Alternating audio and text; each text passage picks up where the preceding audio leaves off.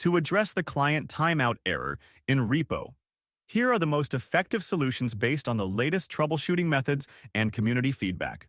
1. Run Steam as administrator. Steps. Right. Click the Steam shortcut or executable. Select Properties. Compatibility tab. Check Run this program as an administrator. Click Apply and restart Steam.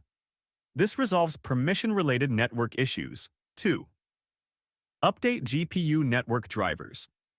Ensure your NVIDIA or AMD graphics drivers are updated, as outdated drivers can cause connectivity conflicts.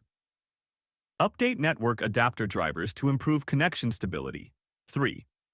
Disable VPN or proxy services. VPNs or proxies often interfere with the game's anti-cheat system or server communication. Disable them before launching the game. 4. Check network stability.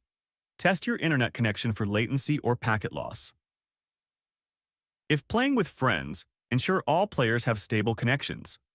If single player works but multiplayer doesn't, the issue may be with the host's network. 5. Reinstall the game. Some users resolve the error by reinstalling REPO, though this may delete local save files.